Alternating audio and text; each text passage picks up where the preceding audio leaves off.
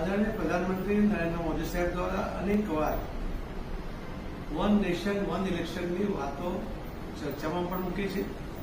એના ફાયદા અને આ નહીં હોવાના કારણેના ગેરફાયદા એની પણ વિગતવાર વાત કરી છે. વન નેશન વન ઇલેક્શન નહીં હોવાને કારણે આખા દેશમાં સતત કોઈક ને કોઈક ઇલેક્શન ચાલતું હોય છે. એના કારણે અધિકારીઓ સતત એ ઇલેક્શનના કામમાં બિઝી હોય છે. એના કારણે એમના કિંમતી કલાકો બગડતા હોય છે, કિંમતી દિવસો પણ બગડતા હોય છે અને આચારસંહિતા વારંવાર નાખવાને કારણે વિકાસના કામો પણ ખોરંભે પડતા હોય છે. જે કામ સમયસર થવા જોઈએ, જેનો લાભ લોકોને મળે, એના પણ લેટ થતું હોય છે. અનેક પ્રકારના ખર્ચ પણ એના કારણે વધે છે અને અનેક પ્રકારની અનિયમિતતા પણ આના કારણે થતી હોય છે.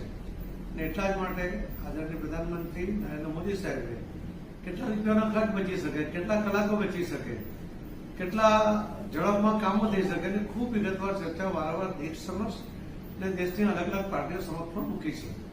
આજે વન નેશન વન ઇલેક્શન માટેની કમિટી બનાવવામાં આવી છે. શ્રી રામનાથ કોવિંદ એમના અધ્યક્ષ સ્થાને આ કમિટીની રચના કરવામાં આવી છે. અને મને વિશ્વાસ છે કે દેશની તમામ રાજકીય પાર્ટીઓ પણ આ વિષયમાં પોઝિટિવ વિચારશે. દેશના હિત માટે બધી જ પાર્ટીઓ કામ કરવા માંગતી હોય તેમણે આવા મુદ્દાઓ પર પણ રાજકારણ કરવાને બદલે દેશનું હિત જોવું જોઈએ અને આમાં સમર્થન આપવું જોઈએ એવું મને લાગે છે. છતાં જે કમિટી નિર્ણય કરશે એની પર ચર્ચા થશે, એની પર નિર્ણય થશે. પણ મને વિશ્વાસ છે કે અત્યંત આવશ્યક આ નિયમ છે અને આ કરવું જોઈએ તો મારો પોતાનો પણ સ્પષ્ટપણે મત છે. સર, આ પોલિસીથી કેટલો ફાયદો થશે દેશને? વન નેશન વન ઇલેક્શનને કારણે એક સાથે બધા જ ઇલેક્શન સાથે થવાને કારણે લોકોનો સમય બચશે. આચારસંહિતાના કારણે જે કામો રોકાય છે એ પણ બચશે, ખોટો ખર્ચ પણ બચશે. અધિકારીઓ સતત ઇલેક્શનના કામમાં રચ્યા રહેવાને કારણે વિકાસ તરફ એમનું ધ્યાન ઓછું થઈ જાય છે અથવા સમય ઓછો આપી શકે છે. એ પણ ફાયદો થશે કે વધુ સમય દેશના હિતમાં કે લોકોના હિતમાં આપી શકશે.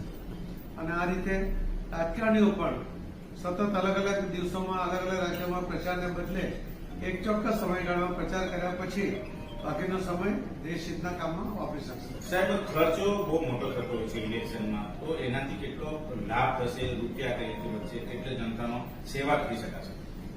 રૂપિયામાં કેટલો થશે એનો મને હમણાં ચોક્કસ અંદાજ નથી, પરંતુ ખૂબ અબજો રૂપિયાનો ફાયદો આના કારણે થશે. પૈસા તો બચશે જ બચશે, માનવ કલાકો પણ અત્યંત મહત્વના છે કે જે ફરી પાછા આવતા નથી, તો એમાં પણ ખૂબ મોટો ફાયદો થશે.